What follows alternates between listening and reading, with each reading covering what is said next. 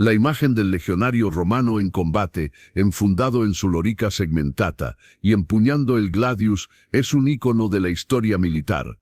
Pero el éxito duradero de Roma no se forjó en el fragor de batallas épicas diarias, sino en la monótona, extenuante y casi invisible rutina de la vida fuera del campo de batalla. La verdadera conquista romana fue una hazaña de ingeniería, logística y disciplina incesante. El legionario, la máquina de guerra más eficiente de la antigüedad, pasaba mucho más tiempo como constructor y como obrero que como guerrero. Explorar su vida cotidiana es comprender la ingeniería social y física que permitió al imperio perdurar durante siglos. El sol desciende sobre la llanura polvorienta, tiñendo el horizonte de Britania o Dacia con tonos anaranjados. El sonido rítmico, agotador, de miles de pies, cesa. La columna ha llegado a su destino diario. El mito del soldado ágil y ligero se desvanece ante la cruda realidad. El legionario no es solo un combatiente, es un obrero logístico que debe transportar su propia supervivencia a la espalda, una hazaña que convierte la marcha en un acto de resistencia épica. El fardo personal, la infame zarsina, era el kit de supervivencia. Se transportaba generalmente colgado de una horquilla. El furca y su peso, de manera conservadora, podía oscilar entre 20 y 50 kilogramos. Este peso monumental incluía herramientas de excavación esenciales, pico, pala, cesta, raciones de trigo, utensilios de cocina, mantas y repuestos para su equipo de combate. El legionario se convertía, literalmente en su propia línea de suministro, un requisito que hizo de la resistencia física el activo más valioso de la legión. La capacidad de Roma para proyectar poder se basaba en la resistencia incondicional del cuerpo entrenado para la carga. El entrenamiento y la disciplina de marcha estaban diseñados para hacer que el legionario ignorara el dolor de cargar la zarsina durante la ambulatura y convirtiera esa fatiga en una resiliencia inagotable, transformando el ejército en una máquina móvil de construcción. La arqueología experimental ha demostrado que el porteo de este peso, a menudo distribuido de forma irregular, generaba un estrés traumático considerable en el esqueleto, demostrando que la base del poder romano no era la sofisticación del gladius, sino la capacidad humana de soportar el agotamiento constante. En la siguiente tabla se puede evidenciar la carga logística que definía el día a día del soldado de a pie. Vemos los componentes de la carga que debían llevar los soldados romanos, el peso estimado que tenía aquello, cuál era el fin de estos componentes y una pequeña referencia al respecto. La fatiga, sin embargo, no culminaba con la llegada. Justo cuando la carga era depuesta, comenzaba el trabajo más vital, asegurar la noche. La supervivencia de miles de hombres dependía de la velocidad con que podían transformar un campo abierto en una fortaleza impenetrable. El primer acto tras una larga marcha era el montaje del campamento, la castramentación, una hazaña de ingeniería militar capaz de convertir un prado en una fortaleza defendible en cuestión de horas. El entrenamiento físico intenso preparaba al legionario para esta doble función, combatiente y constructor. La legión operaba bajo una estricta división de roles para maximizar la eficiencia.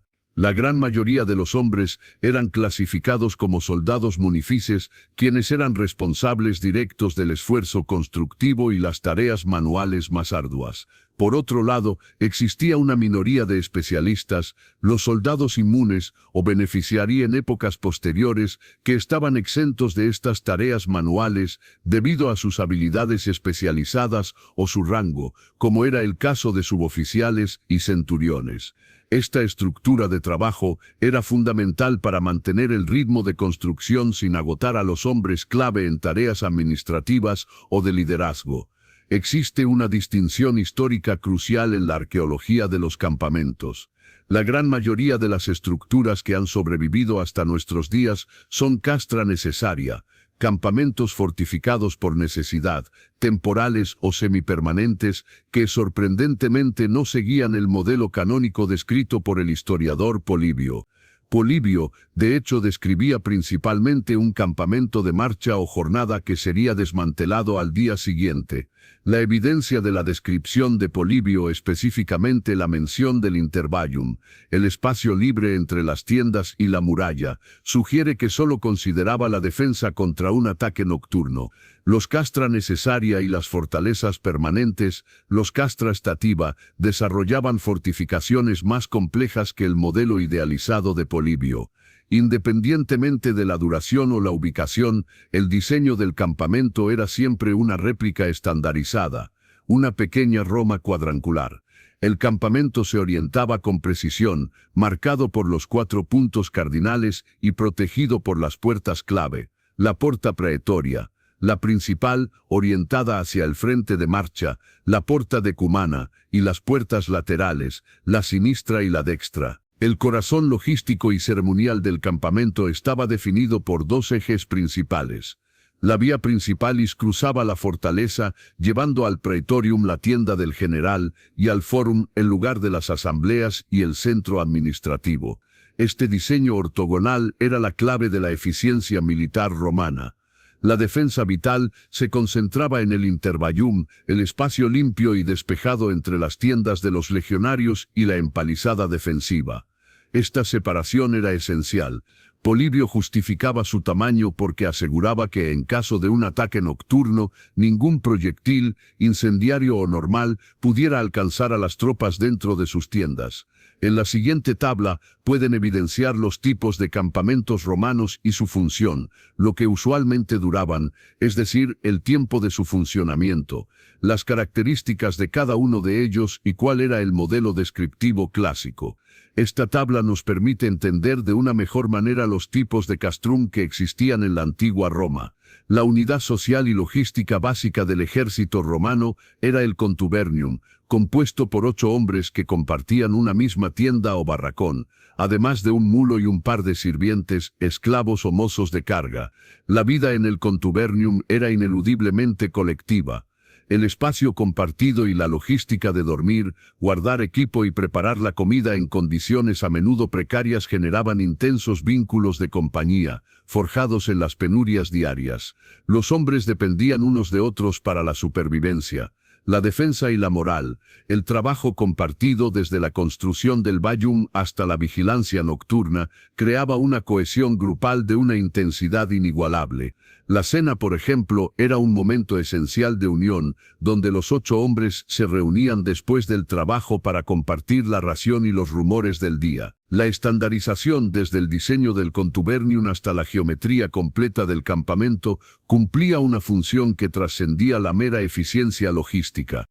Al replicar un modelo arquitectónico idéntico en las fronteras más remotas, ya fuera en Hispania, Britania o las estepas orientales, el soldado romano creaba una sensación de hogar y continuidad cultural. La geometría del campamento actuaba como un ancla psicológica, haciendo que el legionario sintiera que sin importar cuán lejos estuviera de la metrópole, siempre estaba en Roma. Esta estabilidad artificial del castrum sustituía la estabilidad civil que habían abandonado, reforzando la lealtad al sistema. La jornada del legionario comenzaba antes del amanecer.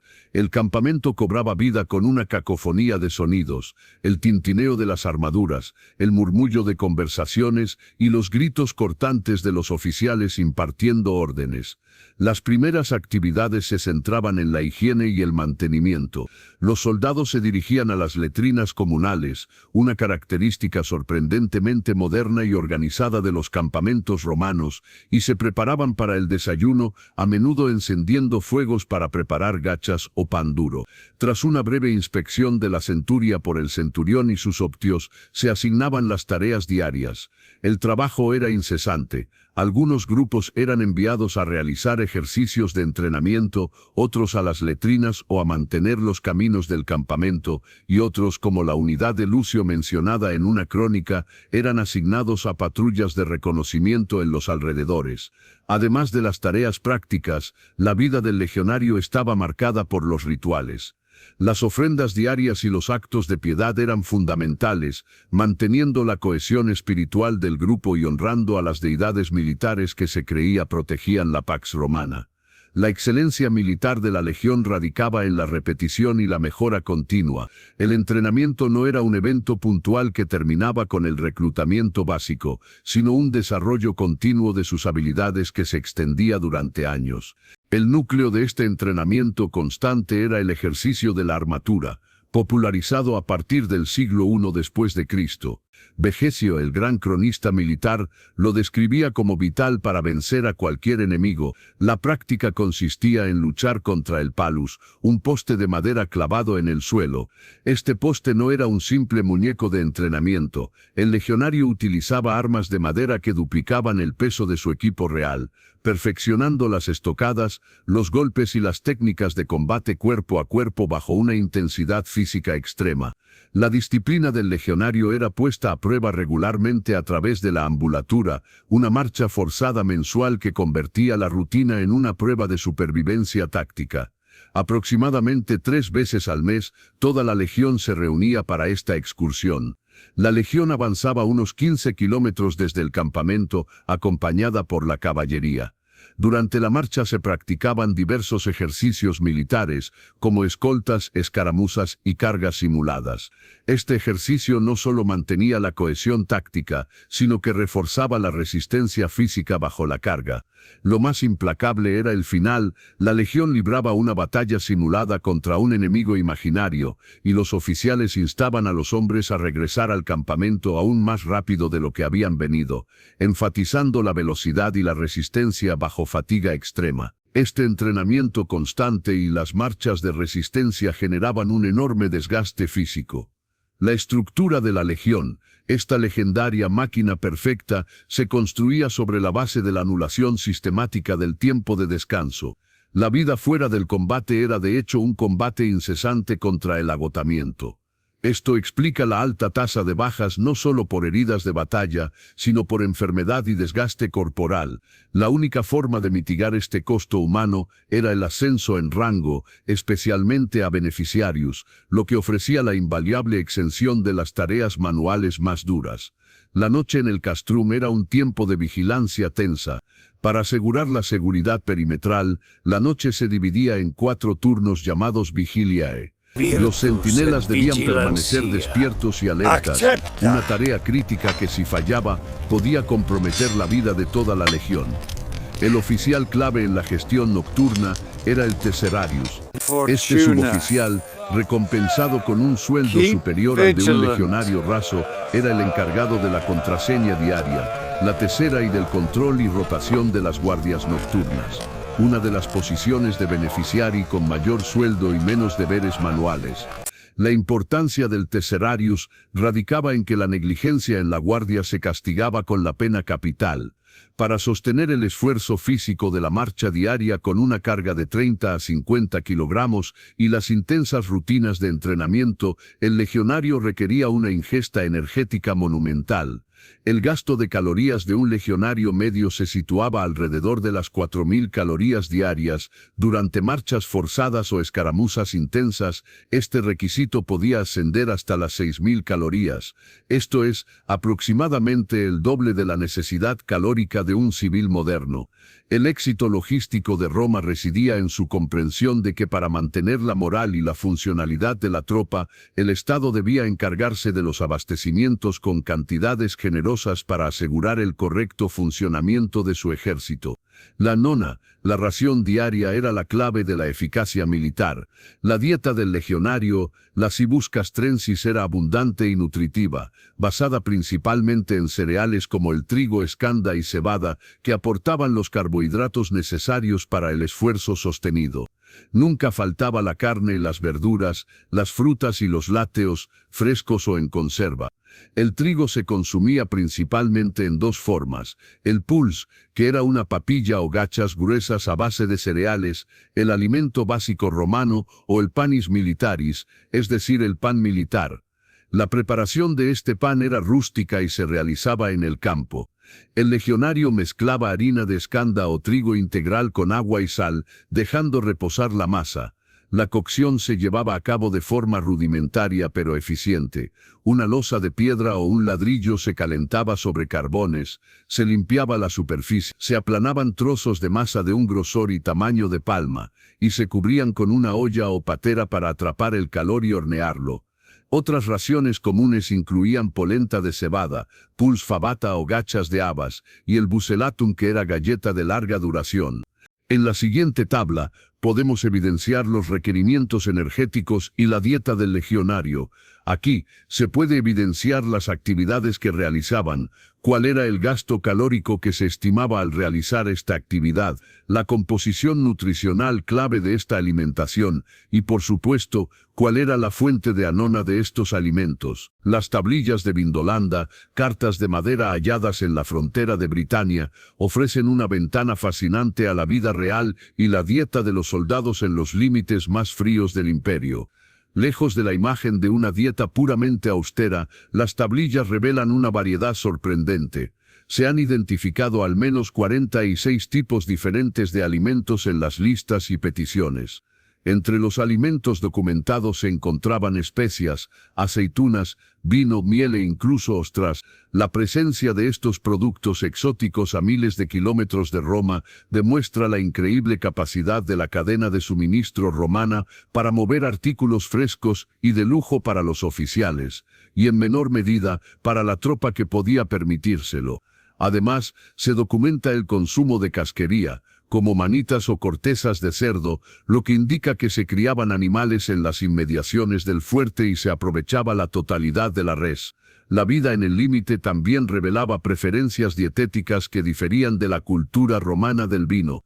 Una de las cartas más famosas de Vindolanda, enviada por un soldado llamado Masculus a su superior Cerealis, contiene una súplica: «Mis soldados no tienen cerveza. Por favor, ordena que nos la manden». Aunque Roma estaba fuertemente asociada al vino, en las frías fronteras septentrionales, Britania o Germania, la cerveza, una bebida de la población local, más calórica y nutritiva, era crucial para la moral. Esta simple solicitud subraya que la moral de la tropa dependía tanto de la capacidad de abastecer las raciones básicas como de permitir pequeños lujos adaptados a la zona de destino. El sistema de la anona y el estipendio era un mecanismo de control financiero muy sofisticado. Si bien el soldado disfrutaba de una dieta abundante, su costo se deducía directamente de su salario. Este control aseguraba que el dinero real del legionario se mantuviera bajo la gestión de un oficial, limitando la deserción. La comida era un beneficio vital, pero también una herramienta de gestión económica forzosa, asegurando que el legionario tuviera que completar su servicio para acceder a su capital acumulado. La disciplina militaris romana era legendaria y fundamental para el éxito de la legión. No era solo obediencia, sino la creencia inquebrantable en la superioridad táctica derivada de la perfección y el miedo. El ejército romano era famoso por su disciplina, mantenida a través de expedientes muy crueles. Uno de los crímenes militares más graves era dormirse durante la guardia, ya que comprometía la seguridad de toda la legión. Si un soldado era declarado culpable por un tribunal militar, enfrentaba el fustuarium. Este castigo era aterrador. Primero, un oficial iniciaba el proceso golpeando al condenado ligeramente con un bastón. Luego, sus propios compañeros de unidad debían golpearlo y azotarlo con bastones, los fustes o con látigos, a menudo hasta la muerte. En raras ocasiones, el soldado podía escapar de la muerte, pero quedaba incapacitado para siempre. El hecho de que la sentencia fuera ejecutada por los propios compañeros de armas era una característica clave para reforzar la responsabilidad colectiva y el terror. La vida de un hombre dependía de la vigilancia de sus pares. El castigo más infame, la decimatio, era reservado para el fracaso colectivo de una unidad, aplicado en casos de cobardía, motín, insubordinación o derrotas humillantes. La práctica de la decimatio consistía en dividir a los soldados condenados en grupos de 10 hombres. Se seleccionaba uno al azar, quien era inmediatamente golpeado o apedreado hasta la muerte por los 9 hombres restantes. El propósito de este castigo iba mucho más allá de la ejecución del culpable. Era una herramienta cruel cuyo fin principal era escarmentar a los compañeros que iban a sobrevivir, obligándolos a tomar nota de lo que sucedía si traicionaban la confianza de Roma. Los supervivientes eran humillados, obligados a acampar fuera del perímetro fortificado a merced de sus enemigos. Este sistema militar, que utilizaba el terror colectivo para garantizar la seguridad perimetral, el fustuarium y la lealtad en batalla, la decimatio garantizaba una disciplina incondicional. Al obligar a los compañeros a participar en la ejecución, el sistema eliminaba cualquier posibilidad de que la responsabilidad recayera en un chivo expiatorio externo, forzando la cohesión mediante el miedo. Para equilibrar la crueldad inherente a la disciplina, Roma ofrecía una meritocracia brutal. El valor, la disciplina y la lealtad se recompensaban con distinciones y ascensos que elevaban al legionario por encima de sus camaradas. Junto a los centuriones existían varios grados que podían recompensar al legionario. El más importante era el optio, la mano derecha del centurión y segundo al mando de la centuria.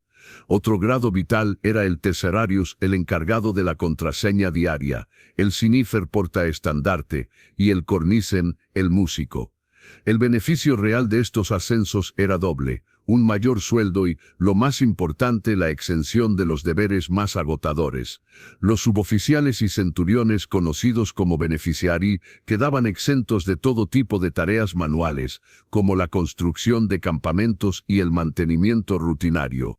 Este privilegio convertía el ascenso no solo en un honor, sino en una vía de escape del constante desgaste físico del legionario raso, del munifex, incentivando la búsqueda de la perfección militar. En la siguiente tabla, se puede evidenciar cómo se manejaba en los legionarios romanos, tanto la disciplina como su ascenso, las sanciones que tenían determinados actos que cometían los legionarios, cómo se realizaban y qué tipo de resultado era el que se buscaba con estos actos. El legionario profesionalizado, especialmente después de las reformas de Augusto, recibía un estipendio regular. Durante el reinado de Domiciano, el sueldo anual del legionario se elevó a 300 denarios, anteriormente era de 225 denarios. Sin embargo, este salario era en gran medida nominal. Las deducciones del salario superaban a menudo la paga en efectivo que el soldado realmente recibía. Se deducía el costo del equipo, los uniformes y, crucialmente, las raciones alimenticias. Para gestionar estos fondos, cada soldado tenía una cuenta que era administrada por un oficial de su unidad. Aunque esta práctica restringía el gasto diario del legionario, aseguraba que al final de sus años de servicio, el soldado tendría un capital acumulado, proporcionando estabilidad postmilitar. Esta dependencia económica y logística aseguraba que mientras el legionario estuviera bien alimentado, su dinero real se mantuviera bajo control imperial, limitando el incentivo a la deserción. Mientras que la vida dentro de la fortaleza o castra stativa era rigurosamente militar, la vida civil florecía justo fuera de sus muros. Las canabae eran asentamientos civiles espontáneos que surgían alrededor de los campamentos legionarios y auxiliares, convirtiéndose en un elemento fundamental para la supervivencia de los soldados. Estos asentamientos servían como depósitos, bodegas de almacén y mercados, proveyendo de servicios que el ejército no podía o no quería ofrecer. En las canabae el legionario podía obtener comida preparada, lavandería, tabernas y a menudo prostitución, permitiéndole vivir la experiencia de ser un civil temporal durante su tiempo libre. La presencia de miles de hombres profesionales, bien alimentados y con sueldos, generaba un polo de demanda económica masivo. Esto tenía una implicación profunda. Los campamentos no eran solo puestos militares, sino el motor económico más potente en las provincias fronterizas, catalizando la urbanización y la romanización. El crecimiento de las canabae era la evidencia de que el ejército, al asegurar la frontera, impulsaba el crecimiento económico a través del consumo militar. Aunque el servicio militar de 25 años separaba al legionario de su hogar por largas distancias, existían mecanismos para mantener los lazos familiares. Las cartas enviadas y recibidas, a menudo con largos retrasos, eran vitales. Las tablillas de Vindolanda ofrecen una ventana única a estas preocupaciones personales, revelando ansiedades por el bienestar familiar y la gestión de permisos. La posibilidad de obtener un permiso de 1 o 2 semanas anualmente existía, pero estaba estrictamente controlada por las autoridades para equilibrar el personal. Se sabe que en las primeras etapas de la profesionalización, los soldados debían pagar todas las cuotas de permiso a los centuriones con dinero del tesoro imperial, una carga onerosa que los buenos emperadores eventualmente eliminaron, estableciéndola como norma permanente para mejorar el servicio. Este intercambio de cartas y la posibilidad de permiso permitían al legionario mantener vínculos con sus familias, a pesar de estar destinados a miles de kilómetros de sus lugares de origen. La existencia del legionario romano fuera del campo de batalla revela la verdadera naturaleza del poder imperial. Roma no dominó el mundo antiguo solo con batallas, sino con una planificación logística y una ingeniería humana sin precedentes. El legionario era una síntesis de 3 roles inseparables: el ingeniero, aquel que podía construir una réplica geométrica de Roma, el castrum en cualquier territorio hostil, en cuestión de horas, asegurando la supervivencia inmediata y proyectando la civilización romana en el extranjero; el obrero, el trabajador incansable que, cargado con su zarcina de hasta 50 kilogramos, mantenía el sistema logístico y construía las calzadas y fortificaciones que cimentaban el imperio. Su recompensa más valiosa era la exención de este trabajo. El soldado, el combatiente cuya disciplina incondicional, forjada en la meritocracia del castigo brutal y la recompensa tangible, garantizaba la victoria sobre la fatiga y el enemigo. La combinación única de capacidad física, fortaleza mental y lealtad incondicional distinguió a las fuerzas armadas romanas. La vida cotidiana del legionario era una batalla constante contra el agotamiento, financiada con un salario apenas suficiente para cubrir las deducciones.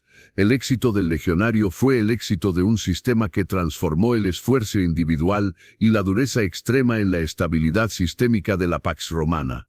El legado de la legión no yace solo en las hazañas militares, sino en los cimientos de piedra, el diseño de campamentos y la disciplina que mantuvieron una máquina de guerra perfecta funcionando, día tras día, a miles de kilómetros de casa.